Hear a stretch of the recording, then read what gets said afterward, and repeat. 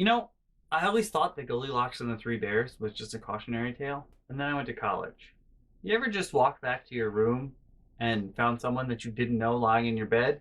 'Cause I sure have.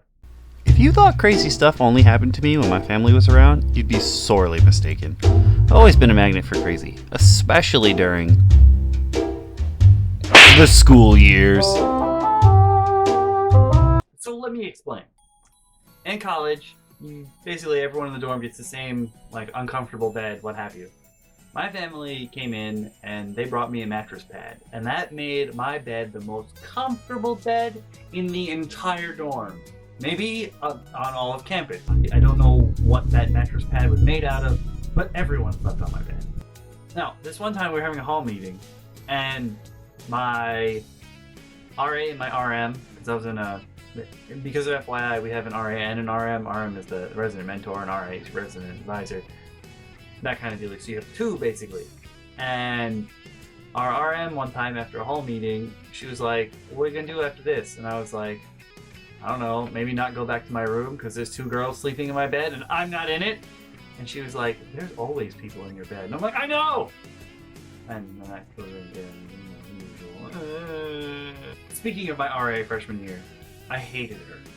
I hated her because we always kept our door open, me and my roommate. And the girls next to her were always loud and fighting with their boyfriends, and their male friends would come over and scream at them. And because our door was open, and they were friends with the RA and we were not, she would come over and scream at us for being too loud. We'd be like, "The fuck? We're just sitting." Like, we'd be reading books with the door open, and she'd come over and scream at us for being too loud. And I was like, "The fuck? Why? Obviously that wasn't us. Did that sound like us? Because I'm pretty sure you could hear us. That didn't sound like us." And the one time I got locked out as a freshman, was when I found out my RA, who I thought was just a very angry lesbian. Like, I went to New Paltz. There's a lot of gay people in New Paltz. Like, it's like a safe haven in New York. Like, New Paltz is really, really well known for its gay community. And I thought my RA was the angriest lesbian I'd ever met in my entire life. And the one time I got locked out was my roommate was home. He had gone home for the weekend, and I came out of the door to go to the bathroom, and it was like, I don't know, 1 in the morning, give or take. And I opened my door to go to the bathroom, and I see my RA arguing with her boyfriend, who she had just apparently broken up with.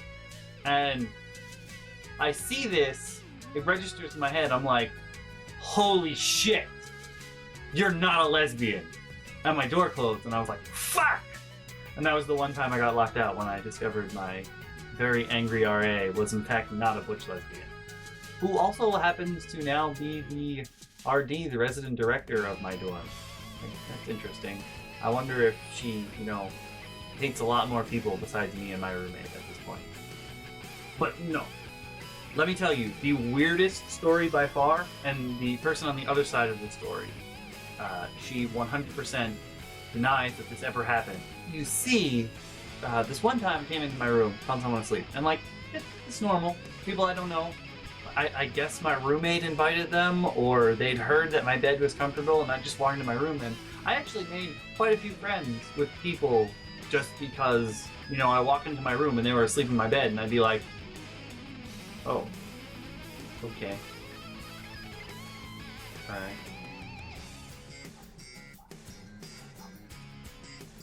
Leave my own room because someone was asleep in my bed, and I don't want to wake them up." But this one time, walked into my room, and it was by far the weirdest experience I'd ever had with, walking into my room and having someone talk to me, because this story was just off the wall. And you ever just had someone tell you a story, and the entire time they're telling it, you just stare at them like this? So the girl wakes up, and she starts to tell me about her past relationship.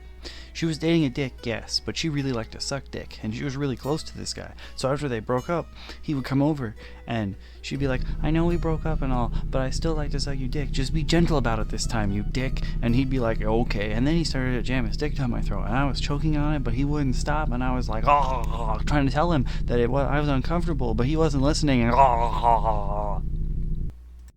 Just when there's just way too much information. Just way too much information. Now, in addition to the paintball run, as we'll call it, of the Laundry King, there were also really awesome things going down on my side of the hall.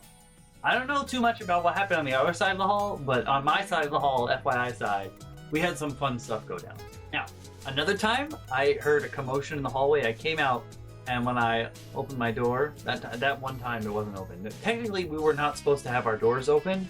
Like, we're not supposed to... You'd think in a program that's designed to help people who have trouble dealing with, social situations and making friends and stuff, they'd strongly encourage you to keep your doors open. However, they did not. Apparently, they were saying it was a hazard or whatever for our doors to always be open. I'm like, I think if the room was on fire and I wanted to run out of it, I'd be much happier with the door open as opposed to the door closed, but whatever. Maybe they just want us to all burn alive. I mean, if one of you dies in the room, the other person gets straight A's, so it's like insurance, I guess? I don't know. One time I walked down the hallway because there was a commotion going on, and I opened the door, and I just see a mattress run by, and there's a person behind it screaming, and I'm like, what? And I walk out of the little alcove, and I see in the hallway, they're mattress jousting. Apparently this is a thing that I was not privy to as a child, because, my family, well, I don't know if because we weren't weird, we didn't have this ritual, or because there wasn't enough room or whatever, but apparently mattress jousting is a thing where you pick up a mattress and you run at someone else and slam into them, and you like see how far you bounce back and what have you. I guess you need a really long hallway, and I didn't really have that as a kid. I wasn't gonna bring the mattress outside. Also, no upper body strength would be kind of hard for me to carry a mattress as a child. But I digress. The person who had set this up, she's a really awesome girl. And like, you ever just, you have that one girl that's in your group of friends that everybody likes, but you don't, and you don't get why, and you're just like, everybody loved this one girl. I mean, she was awesome. Like, she was the most fun person ever. She's the one who started the mattress jousting thing before what I thought was a lesbian RA came out and yelled at people and told them you couldn't do that. But this one girl on our floor had, designed the settings. I think she even made brackets and shit for it. It was pretty. I don't actually know how you win or lose mattress jousting. I think it's just all about the fun, really, isn't it? Someone, please teach me the rules of mattress jousting. Please? Please? But she had set up everything, got the mattresses out, everyone was ready and playing, there were 2 teams, what have you. She was awesome. Everybody liked her on the floor except for me, and I don't know why. I didn't get it.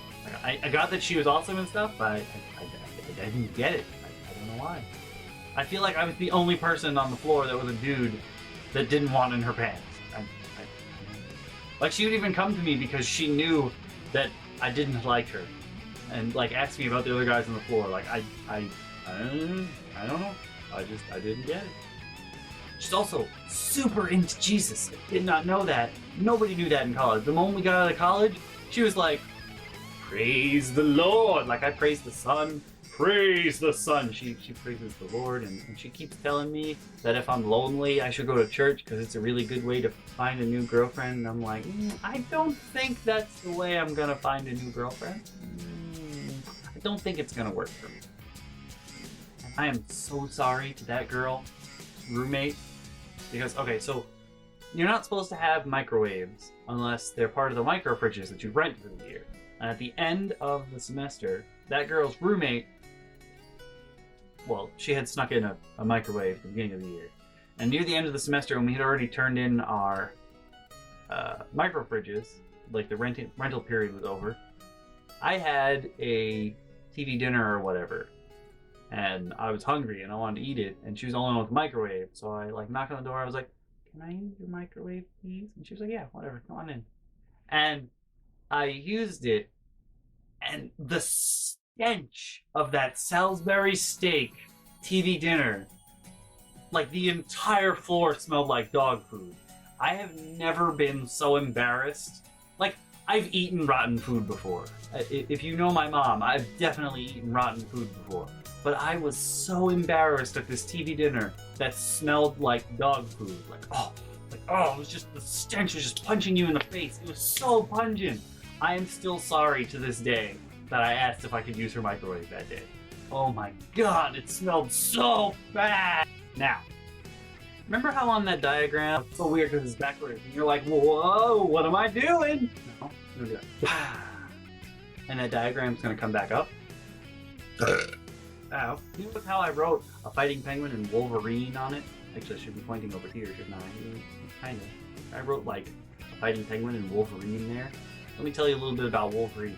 Now, you might know Wolverine by other names. Like, he's been on this channel before because his screen name is Smokestack Shirt. So we play a couple Smash Bros. Matches, like, way back in the day. But we called him Wolverine as freshman because when he had sex, well, he's also kind of short, but when he had sex, he would grunt like Wolverine. He'd be like, rah, rah, rah. And this one time, everyone in the hall heard it. Like, it was a thing. We'd all get together and be like, is Wolverine having sex? And then we'd all, like, stand outside his door. I mean, you didn't have to. You could stand anywhere in the hallway. And you'd hear, like, rah, rah, rah, rah. And you'd be like, oh, Wolverine's having sex. The X-Men are in there. And it was, like, our joke. And his girlfriend, I call Partner. But you're going to hear a lot about Partner in a later episode. But for now, just know that Wolverine is dating Partner. And the girl that everyone liked on our floor, she was an art student. And she spent most of her time in the lounge painting because art students have so much work. I don't understand how art students get to do anything other than art when they're on campus. They have so much more work than everyone else. It's absurd. And she had her paintbrushes, she was doing stuff in the lounge, and then, you know, someone opened the lounge door and they were like, hey, Wolverine's having sex. And she was like, I got this. And she comes over, she dips her watercolor paintbrush in red paint. She comes to the door and she's like, I know just what to do. She walks over to Wolverine's door and she draws 3 lines down it. Like Wolverine had actually slashed the door. And, and we just like waited outside the room for one of them to come out of it. There was like maybe 10 of us just standing outside the door. And when Wolverine got up and opened the door, he's like, oh, hey guys. What's up?